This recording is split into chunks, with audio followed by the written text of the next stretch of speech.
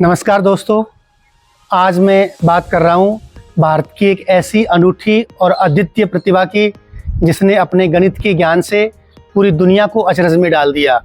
और उनको पढ़ने और सुनने के बाद और उनको जानने के बाद मन में एक ख्याल आता है कि भारत कभी विश्वगुरु रहा तो ऐसी प्रतिभाओं के दम पे ही रहा होगा। मैं बात कर रहा हूँ श्रीनिवास रामानुजन की।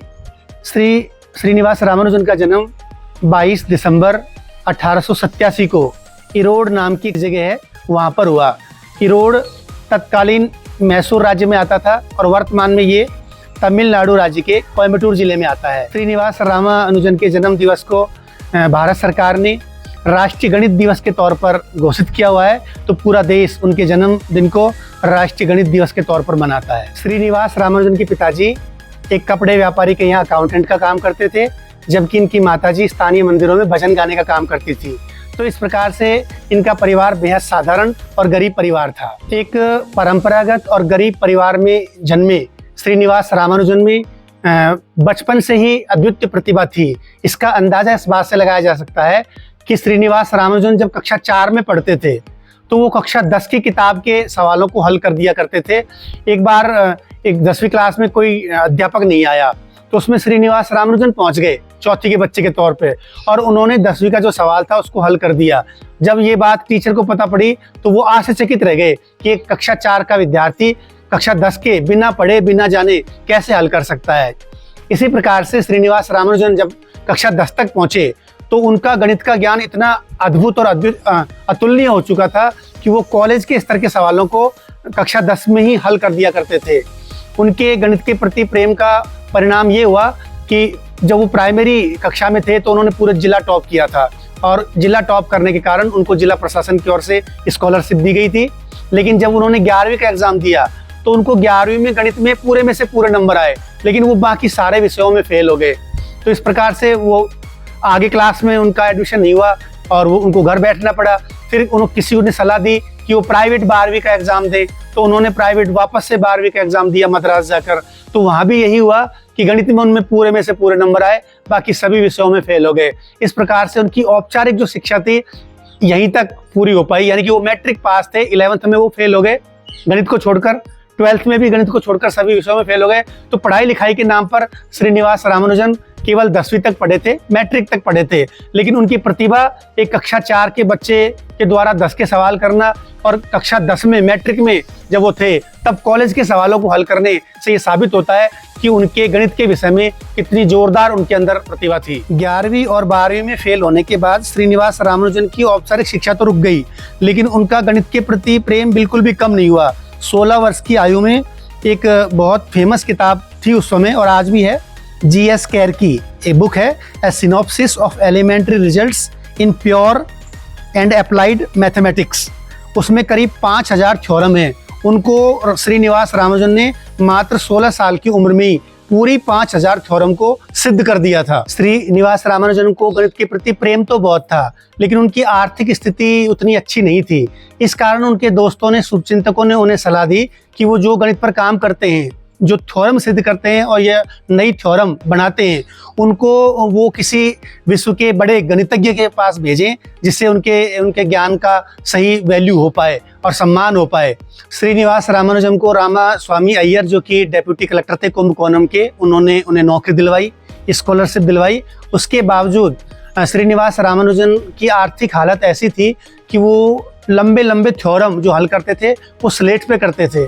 कितने अफसोस की बात है कि दुनिया का बहुत बड़ा गणितज्ञ और जिसके पास काम करने के लिए उस वक़्त कागज़ और पेंसिल की व्यवस्था भी नहीं थी, और वो मिटाने के लिए स्लेट में लिखे हुए को मिटाने के लिए अपनी कोहनी का इस्तेमाल करते थे। ऐसा कहते हैं कि श्रीनिवास रामानुजन की पूरी कोहनी बार बार मिटाने की वजह से या निशान पड़ गया था और काली हो गई थी।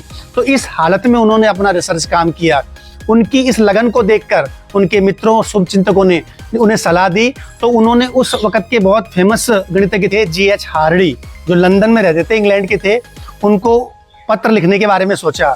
तो श्रीनिवास रामानुजन ने G.H. हार्डी को पत्र तो लिखा नहीं, अपने द्वारा बनाई गई और सिद्ध की हुई 150 थ्योरम अपने लेटर में अटैच करके उनको भेज दी।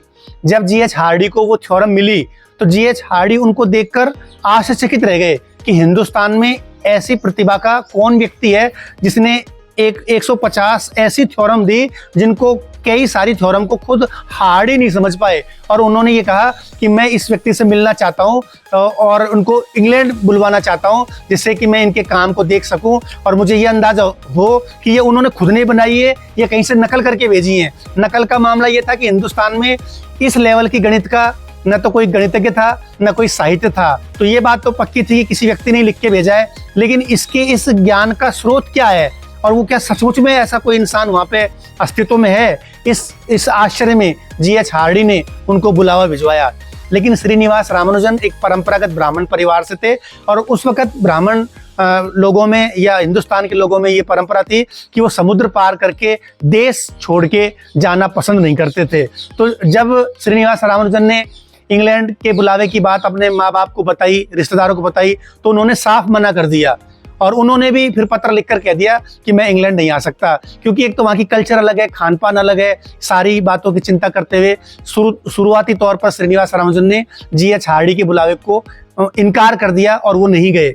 लेकिन जीएच हार्डी जरूर उनसे मिलना चाहते थे ऐसी प्रतिभा से। उन्होंने बार बार पत्र भिजवाए, यहाँ के अधिकारियों को कहलवाया और अंततः शुरुआती इनकार के बाद श्रीनिवास रामानुजन की माताजी को उनकी कुलदेवी नामागिरी का सपना आया और सपने में उनकी कुलदेवी नामागिरी ने उनकी माँ को बताया कि आपका पुत्र बहुत प्रतिभाशाली है और दुनिया में नाम करेगा, तो इसको इंग्लैंड जाने की अनुमति दी जाए। फिर माँ के कहने पर श्रीनिवास रामानुजन ने जीएच हार्डी का बुलावा स्वीकार किया और 1914 में वो इंग्लैंड चले गए जीएच हार्डी के पास। 1914 में श्रीनिवासन इंग्लैंड पहुंच गए जीएच हार्डी के पास। जीएच हार्डी उनकी जिंदगी में देवदूत साबित हुए। जीएच हार्डी के निर्देशन में और उनके सहयोग से, आर्थिक सहयोग से और उनके उपलब्ध कराए संसाधनों से करीब 4-5 साल श्रीनिवासन इंग्लैंड रहे और उन्होंने अपना रिसर्च काम किया। उनके कई रिसर्च पेपर छपे और 1918 में श्रीनिवास को वहाँ रॉयल सोसाइटी की फेलोशिप दिलवाई गई और रॉयल सोसाइटी तब की बहुत प्रतिष्ठित संस्था थी और उसमें शामिल होने वाले श्रीनिवास रामानुजन आज तक सबसे कम उम्र के व्यक्ति थे। आज भी वो रिकॉर्ड है कि वो इतनी कम उम्र का कोई व्यक्ति रॉयल सोसाइटी की फेलोशिप प्राप्त की हो। और इस मामले में उनका हार्डी ने बहुत मदद की। हार्डी के बार बार निवेदन करने पर और जिद करने पर ही उनको वहाँ शामिल किया गया, क्योंकि और अंग्रेज लोग किसी भारतीय को, और कम से कम इस लेवल के भारतीय को जिसकी कोई एजुकेशन नहीं थी और जो कोई बहुत बड़े परिवार से नहीं था, तो उसको शामिल कराने के विरुद्ध थे। लेकिन जीएच हार्डी ने बहुत लड़ाई लड़के और जिद करके उनको रॉयल सोसाइटी की फेलोशिप दिलवाई और जो व्यक्ति हिंदुस्तान में 10वीं और 11वीं पास नहीं कर सका, 11वीं और 12वीं पास नहीं कर सका, उस व्यक्ति को वहाँ ग्रेजुएशन की डिग्री दिलवाई और पीएचडी की मानद डिग्री कैम्ब्रिज यूनिवर्सिटी से दिलवाई और उनके कई सारे रिसर्च पेपर दिलवाए। लेकिन चूंकि इंग्लैंड एक ठंडा प्रदेश है, खान पान अलग है और श्रीनिवास सात्विक थे, ये शराब नहीं पीते थे, मांस नहीं खाते थे और वहाँ मौसम ऐसा है कि आपको इनके खाए बिना पार ही नहीं पड़ेगी। दूसरा, ये पहले ही शारीरिक तौर पर कमजोर थे, बीमारियों से घिरे रहते थे, तो इनका स्वास्थ्य खराब होने लगा। 1914 में ये गए थे और 1919 के आसपास इनकी हालत ये हो गई कि इनको वापस हिंदुस्तान आना पड़ा। अगर ये वहाँ रुकते तो हो सकता है क्या पता नहीं कि डेथ हो जाती और फिर घर वाले क्या सोचते। तो हार्डी ने इसी डर से कि इनको कोई अनहोनी बात ना हो जाए 1919 में इनको वापस देश में जाने के लिए भेजा कि आप अपना स्वास्थ्य करके वापस अच्छा करके वापस इंग्लैंड आ जाना। लेकिन दुर्भाग्य की बात रही कि 1919 में श्रीनिवास रामानुजन हिंदुस्तान आए और उसके 8-9 महीने बाद ही 1920 में, अप्रैल 1920 में श्रीनिवासन जी की डेथ हो गई, उनकी मृत्यु हो गई। मात्र 32 साल की उम्र में वो व्यक्ति इस दुनिया से चला गया।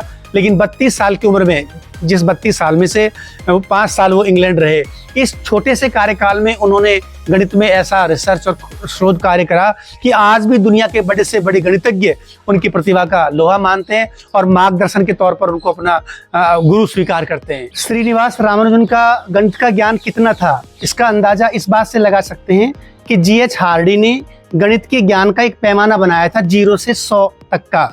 तो जीएच हार्डी ने अपने आप को उस पैमाने पर 25 अंक दिए थे और उस वक्त के बहुत बड़े गणितज्ञ थे डेविड गिलबर्ट, उनको उन्होंने 80 अंक दिए थे और श्रीनिवासन को उन्होंने उस पैमाने पर 100 में से 100 अंक दिए थे। तो इस बात से अंदाजा लगाया जा सकता है कि जिस व्यक्ति की एजुकेशन मात्र मैट्रिक थी और बेहद गरीब परिवार से था, और उस वक्त हमारा हिंदुस्तान गुलाम था। हिंदुस्तान के बारे में उनकी धारणा यही थी कि यहाँ के लोग उतने बुद्धिमान नहीं होते। उस व्यक्ति को जीएच हार्डी ने अपने पैमाने पर पूरे में से पूरे अंक दिए थे। इससे ये बात साबित होती है कि श्रीनिवास रामानुजन की प्रतिभा गणित के विषय में निश्चित तौर पर अद्वितीय और अनूठी थी। श्रीनिवास रामानुजन अपने बहुत कम समय में 32 साल की उम्र में करीब 3,500 से 4,000 थ्योरम देकर गए, जिनको उनके मृत्यु के 30-35 साल के बाद तक दुनिया के गणितज्ञों ने सिद्ध किया। तो इस तरह की प्रतिभा श्रीनिवास रामानुजन थे। श्रीनिवास रामानुजन की गणित के विषय में किस तरह की प्रतिभा थी, इसका अंदाजा आप इस घटना से लगाइए कि लंदन में एक बार श्रीनिवास रामानुजन बीमार हो गए थे और वो हॉस्पिटल में भर्ती थे, और तब जीएच हार्डी अपने कुछ गणितज्ञ मित्रों के साथ उनसे मिलने गए। कार से गए थे जीएच हार्डी, तो श्रीनिवास रामानुजन ने उनकी कार का नंबर देखा। तो नंबर देखकर उन्होंने ये कहा कि इस कार के नंबर में 4 विशेषताएं हैं, और वो 4 विशेषताएं जीएच हार्डी को श्रीनिवास रामानुजन ने बताई। अब चूंकि वो बीमार थे तो उस बात पे ज़्यादा चर्चा नहीं हुई, और उसके कुछ समय बाद ही श्रीनिवास रामानुजन उन 4 विशेषताओं को बिना सिद्ध करे हुए हिंदुस्तान आ गए, और हिंदुस्तान से वो वापस लौटते उससे पहले उनकी डेथ हो गई। तो श्रीनिवास रामानुजन ने जो 4 विशेषता बताई थी, उनको सिद्ध करने में जीएच हार्डी को 6 महीने लगे, और वो बात सही थी। उन्होंने जो कही 4 विशेषताएं, 3 बात 6 महीने बाद जीएच हार्डी 6 महीने तक मेहनत करते रहे, तब जाके वो केवल 3 बातों को सिद्ध कर पाए। चौथी बात बिना सिद्ध रह गई। तो जीएच हार्डी जब मरे तो अपनी वसीयत में लिख के गए कि श्रीनिवास रामानुजन ने 4 बातें बताई थी, 3 बात मैंने सिद्ध कर ली, उन्होंने जो बात बताई है चौथी वो भी सही होनी चाहिए। मेरे मरने के बाद इस पर काम किया जाए और इसे पता लगाया जाए कि क्या ये बात सही है। तो दर्शकों, आपको जानकर आश्चर्य होगा कि जीएच हार्डी के मरने के 22 साल बाद दुनिया के गणितज्ञों ने उस बात पर मेहनत करा और वो चौथी बात भी सही सिद्ध हुई। आप अंदाजा लगाइए कि 1 सेकंड, 1 झलक में उस व्यक्ति ने वो नंबर देखा और 4 विशेषताएं बताई, जिनको सिद्ध करने में दुनिया के गणितज्ञों को, जो वैज्ञानिक के मुकाबले के विद्वान होते हैं, उनको जीएच हार्डी जैसे व्यक्ति को 6 महीने लगे, जो 3 सिद्ध हुई, और चौथी को सिद्ध करने में 22 साल लगे। इससे ये पता पड़ता है कि हिंदुस्तान के व्यक्ति के अंदर, उस श्रीनिवास रामानुजन के भारत माता के सपूत के अंदर गणित का कितना अद्भुत ज्ञान था। श्रीनिवास रामानुजन की इसी अद्वितीय और अद्भुत प्रतिभा से अचंभित होकर जीएच हार्डी ने एक बार श्रीनिवास रामानुजन से पूछा था कि आपके अंदर ऐसी गणितीय प्रतिभा कहाँ से है? आप तो ज्यादा पढ़े लिखे भी नहीं है, मैट्रिक तक पढ़े हैं, आपके पास कोई गणित की किताबें भी नहीं थी, साहित्य भी नहीं था, आपका कोई गुरु भी नहीं है, तो आपकी इस गणित का राज क्या है? तो इस पर श्रीनिवास रामानुजन ने कहा कि मैं गणित का काम भगवान की पूजा की तरह करता हूँ, और ये गणित की जो प्रतिभा थी उसका श्रेय वो अपनी कुलदेवी रामागिरी को देते थे। और यूँ कहते थे कि जब मैं गणित के बारे में कोई थ्योरम देता हूँ, पढ़ता हूँ, हल देता हूँ, तो मैं आंख बंद कर लेता हूँ और मेरी आंखें ऊपर चढ़ जाती हैं, और फिर मुझे ऐसे लगता है कि मेरे यहाँ त्रिनेत्र जहाँ जिसे कहें, वहाँ पे खून की एक बोर्ड बनता है, खून बहता है, और उस खून पर एक बोर्ड जैसा बन जाता है और उस पर सवाल हल होते हैं। उनका ये कहना था कि मेरी कुलदेवी मुझे हल देती है और गणित के सूत्र देती है। तो इस बात को कोई अंग्रेज या कोई भी पढ़ा लिखा वैज्ञानिक आदमी स्वीकार नहीं करेगा, लेकिन जो श्रीनिवास रामानुजन की प्रतिभा थी, ये बात तो साबित है कि उसका संबंध बुद्धि से तो नहीं था, क्योंकि बुद्धि किसी भी सवाल को हल करने में समय लेती है, और वो श्रीनिवास रामानुजन की गणित की प्रतिभा ऐसी थी कि आप सवाल बोलो और बिना 1 सेकंड की देरी करे वो ऐसे देना चालू कर देते थे जैसे कोई फोटोकॉपी उपलब्ध करवा दी हो। एक क्षण का भी वो विराम नहीं लेते थे। सवाल इधर पूरा हुआ, उधर से उनका उत्तर चालू हो जाता था। कई बार तो ऐसा होता था कि सवाल पूरा भी नहीं होता था, उससे पहले वो उत्तर दे देते थे। तो निश्चित तौर पर उनकी गणितीय प्रतिभा का संबंध किसी आध्यात्मिक शक्ति से था। कोई माने न माने, कुलदेवी वाली बात, भगवान की आराधना वाली बात, लेकिन श्रीनिवास रामानुजन को देखकर ये बात यकीनी तौर पर विश्वास में आती है कि उनकी गणितीय प्रतिभा का संबंध बुद्धि से नहीं, किसी आध्यात्मिक शक्ति से था, जिससे उनके लिए ऐसी ऐसी चीजों को बताना, जैसे वो कार के 4 नंबर बताना, और ऐसे थ्योरम जो आज भी उनके 3,500 के आसपास थ्योरम है, और आज उनके मृत्यु को इतने साल हो गए, करीब 100 साल हो गए। 100 साल के बावजूद कुछ थ्योरम ऐसी हैं जो आज भी सिद्ध नहीं हुई, और गणित के बड़े से बड़े गणितज्ञ उनमें लगे हुए हैं, वो जरूर कभी न कभी सिद्ध होंगे। तो आज से 100 साल पहले उनके दिमाग में बिना पढ़े, बिना गुरु के, बिना साहित्य के वो चीज़ कहाँ से आती थी, ये निश्चित तौर पर आज भी आश्चर्य का विषय है। और सलाम करते हैं ऐसी प्रतिभा को, जिस प्रतिभा ने आज से 100 साल पहले जब देश गुलाम था और देश के बारे में धारणा थी कि यहाँ पे प्रतिभा नहीं है, जब भी बाहर के लोग राज करते हैं, ऐसे दौर में उन्होंने ऐसी अद्वितीय प्रतिभा दी। तब के लोगों ने तो अपने दांतों तले उंगली दबाई और आश्चर्य माना। आज भी श्रीनिवास रामानुजन जैसा गणितज्ञ इस दुनिया में मौजूद नहीं है जो इतने कम उम्र में इतने बड़े काम करके गया है। श्रीनिवास रामानुजन की अद्वितीय प्रतिभा का एक उदाहरण मैं और देना चाहूंगा। 1976 में ट्रिनिटी कॉलेज के लाइब्रेरी में एक नोटबुक मिली थी श्रीनिवास रामानुजन की, जिसका नाम है the lost notebook of Srinivasa Ramanujan. उसमें उन्होंने कुछ थ्योरम दिए हुए हैं। वो थ्योरम आज भी गणितज्ञों के लिए पहेली बने हुए हैं, उनको आज भी कोई हल नहीं कर पाया। आप अनुमान लगाइए कि उस व्यक्ति के अंदर इतनी प्रतिभा कहां से आई कि उनके जाने के बाद भी 1976 में रजिस्टर मिला और आज उस बात को भी 50 साल होते आए, अभी भी वो थ्योरम सिद्ध नहीं हो पाई है और उस पर गणितज्ञ लगे हुए हैं। तो इस तरह की प्रतिभा श्रीनिवास रामानुजन के अंदर थी। मैं सभी दर्शकों से ये रिक्वेस्ट करूंगा कि वो अपने बच्चों को कम से कम भारत की ऐसी प्रतिभा के बारे में देखने के लिए कहें, उनके बारे में पढ़ने के लिए कहें, सुनने के लिए कहें। उनकी एक किताब है, उनकी जीवनी है। 1931 में रॉबर्ट कर्निगेल नाम के एक अंग्रेज ने उनकी जीवनी लिखी है, जिसका नाम है the man who knew infinity. इसी नाम से 2015 में एक इनके ऊपर फिल्म भी बनी है, the man who knew infinity, व्यक्ति जो अनंत जानता था, जिसके जानने की कोई सीमा नहीं थी। इस नाम से फिल्म भी है और उनकी जीवनी भी है। सभी दर्शकों से मेरा निवेदन रहेगा कि भारत माता के ऐसे अद्वितीय प्रतिभा के सपूत के बारे में उनकी जीवनी को भी पढ़ें और उनकी फिल्म को भी देखें और अपने बच्चों को प्रेरित करें कि हिंदुस्तान के लोगों में किस तरह की प्रतिभा होती है या हो सकती है। धन्यवाद।